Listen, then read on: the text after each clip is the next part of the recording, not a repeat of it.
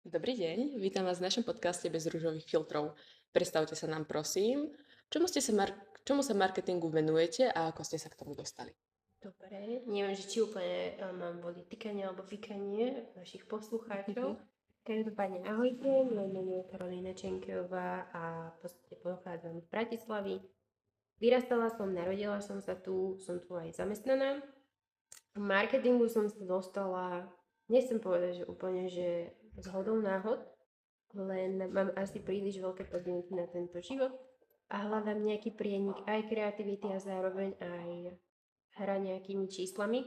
A toto mi jedine asi tak vychádza na ten marketing, že vo veľkom, kedysi som ja nenávidela napríklad písanie slohových prác ani esejí a pamätám si, že keď som to nacvičovala s maminou, bola strašne na mňa prísna, ale s odstupom času si uvedomujem, že nakoľko sa už v dnešnej dobe a v mojej práci venujem najmä tomu písaniu, že ma to veľmi posunulo. No a ten marketing v podstate vo mne vyvolal také nejaké. Predstavte si, že sa hľadáte, Áno. skúšate kadečo, ale zrazu si uvedomíte, že toto sa vám páči, do tohto idem a je to mnohokrát aj zároveň výzva. Napríklad ja si neviem predstaviť, že by som robila stále nejakú monotónnu prácu a toto v marketingu vôbec nejako mi nehrozí, pretože viem sa vždy k tomu inak postaviť a zároveň ma vždy čakajú aj nejaké iné úlohy, takže by som to asi zhrnula, takže je to kreativita, analýza a stále nejaká dynamická práca. Čiže to je také niečo, kde sa to stretne s mojimi požiadavkami. Samozrejme, našli ste sa v tom. Ak sa môžeme spýtať, tak firmy používajú triky, aby ste minuli viacej. Keď si myslíte, že je to úplne vaše rozhodnutie, sú nejaké, ktoré najviac fungujú? No, ja by som skôr povedala, že na mužov to zaberá celkovo a prirodzene menej ako na dámy. Takže asi by som to skôr aplikovala na dámy, preto dámy radšej nakupujú a možno, že si aj v podstate pri dámach uvedomujeme, že v prípade, keď sa napríklad cítime zle, niečo si kúpime, keď sa cítime dobre, niečo si kúpime.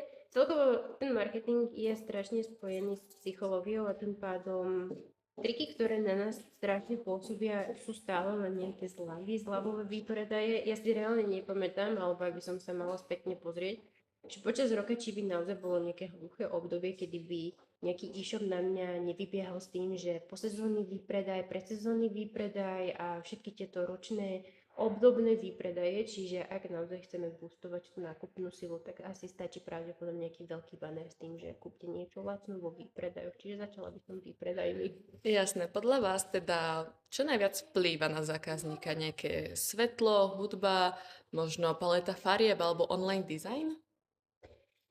Všetko.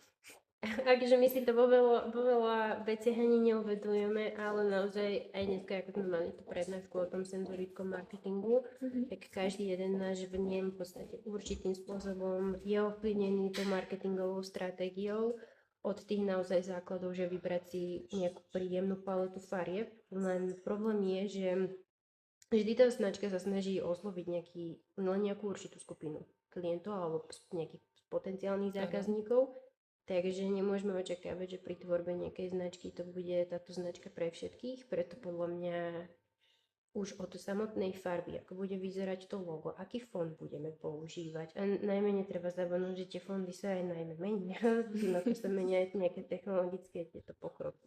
Cez ten príbeh značky, potom zároveň aj cez to osvetlenie v tej nejakej danej predajni, cez tú farebnú škaletu, cez jednoduché tie vône, ktoré sú vypuštené v predajniach, že všetko na nás vplýva, podvedome, aj keď si to my nejako neuvedomujeme, ale zároveň si môžeme povedať, že to, čo vplýva na mňa, nemusí hneď vplývať na kamarátov, lebo napríklad ten má rád inú farbu, inú paletu farieb, inú vôňu, čiže je to všetko v rámci aj toho marketingu subjektívne, ale zároveň aplikované na veľkej škále zákazníkov. Jasné. Ak by som mohla to teda previesť na vás, čo si Mhm. všímate, že vás tak najviac ovplyvní?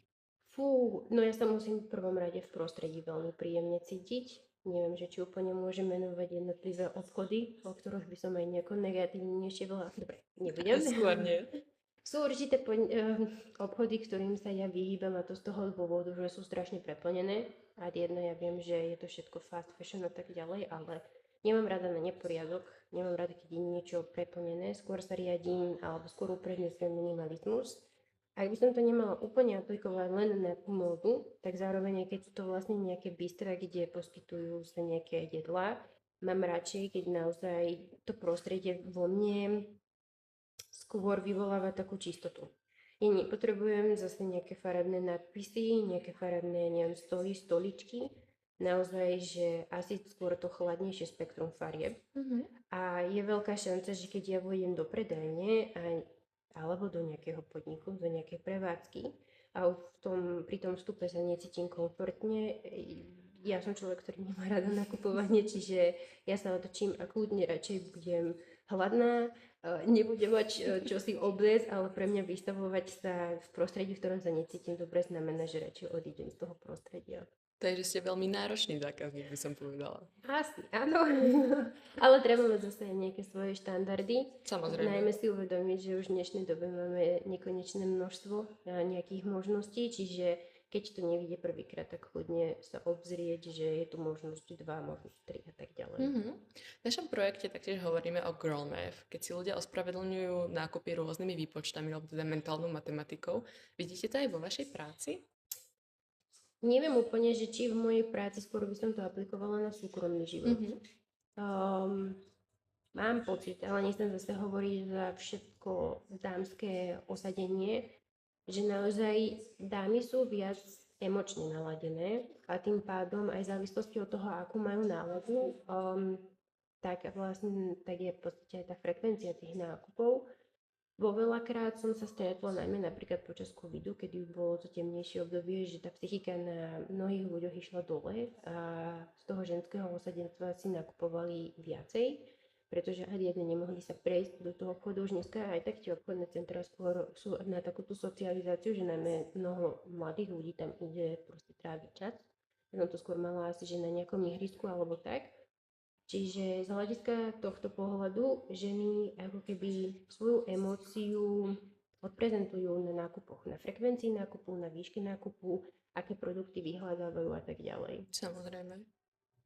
Dá sa vôbec nejako ubrániť tomuto marketingu, alebo nás vždy bude ovplyvňovať? Toto počúvam často, tým, že som to aj študovala a venujem sa tomu, ale možno tým upokojím poslucháčov. Ale ja som iba obyčajný smrteľník a jasné, že aj ja keď mám v podstate túžbu zakúpiť si nejaký produkt a podvedome možno viem, že ho nepotrebujem, alebo že nie je pre mňa nejaký ekonomicky výhodný, že ho až tak nevyužijem, bez tak si ho zakúpim. A my ľudia v podstate tým, že je aj táto uponáhlaná doba, my trpíme tzv. Tou, že promptnou stratifikáciou, to je rýchla stratifikácia, keď nám vznikne v podstate ako keby nejaká požiadavka na ten produkt. A chceme ho čím skôr ako keby zasítiť, že sme nejaký strašne silne hladný, smedný a chceme si to čím skôr teda takto vykompenzovať, takže nemyslím si, že je možnosť žiť akoby v takej bublinke, kde by na nás nevplyvalo hociaké marketingové stratégie, takže aj my sme v podstate len ľudia, nie sme stroje. Za mňa nie je to až tak možné. Jasné, môžem si ja hovoriť nejaké pravidlá, ktoré by mali platiť, ale podľa mňa konec koncov aj tak sa vždy popálime a skončí to možno tak, ako by sa to učebnicovo nemalo. Jasné, takže keď človek o tom vie, je to rozhodne jednoduchšie, ale stále proste dejú sa chyby a niekedy to človek proste chce. Ja by som možno povedala, že keď človek o tom vie, o tých všetkých možných nástrojoch, je to ešte horšie. Hovorí sa, že zlatá nevedomosť alebo že sladká nevedomosť. Lebo ja si napríklad uvedomujem počas aj Black Friday, že niektoré tie ceny napríklad pre mňa nie sú výhodné, alebo že ide o starý produkt, ale ja si to bez tak kúpim, lebo to proste na mňa kričí červenou veľkou farbou, že to je v akcii. A ešte príde ten hrozný vlastne pocit lebo ja si uvedomujem, že to všetko je marketingová stratégia a ja som sa len prilepila ako taká mucha na ten lep. Ako sa vysporiadávate potom s takýmto pocitom, že vlastne naletela som im technicky na to? Nechcem si to vytýkať, lebo viem, že v podstate každý sa asi nechal nalepiť na tento lep. Ako sa s tým vysporiadávam? Vôbec ani netuším. Bojím sa povedať, že vysporiadávam sa tým, takže si zakúpim niečo iné, lebo to je v podstate len ešte asi horší krok. Neviem, akože možno to bude znieť divne, ale ja sa snažím vypnúť online aj offline. najmä Mhm. počas tých rúšnych období, kedy sú tieto výpredaje, ako Cyber Monday, Black Friday. A napríklad ja počas Vianoc nenakupujem darčeky, je to možno šialené, čo tu teraz vyznie, ale nemám ani čas pred Vianocami, že som pracovne vyťažená, čiže ja nakupujem tie darčeky už počas septembra. Mhm. Dopredu sa na všetko pripravujem. No a keď príde nejaký zlý pocit, tak jasné, že aspoň mňa to tak sprevádza 1-2 dní, ale tak viem, že život pokračuje ďalej a pravdepodobne zase len príde ďalší deň, kedy naletím. Myslím, že to je veľmi zdravý prístup. A nakoniec, stalo sa aj vám, alebo teda pamätáte si teraz v najbližšej dobe, že ste na niečo takéto naleteli? Možno práve na tú kričiacu farbu? Um, Práve, že posledné roky menej a menej nakupujem. Čiže asi menej a menej sa nejako chytám na tieto marketingové stratégie.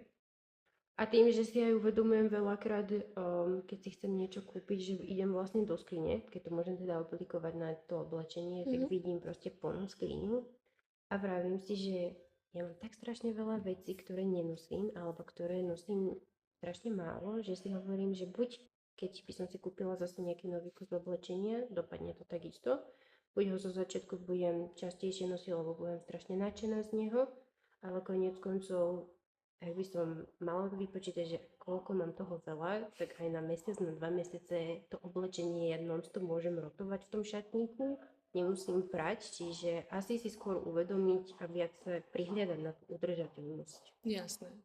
Ďakujem veľmi pekne za váš čas a za vaše odpovede a myslím, že to môžeme ukončiť. Ďakujem za pozvanie, pekný deň.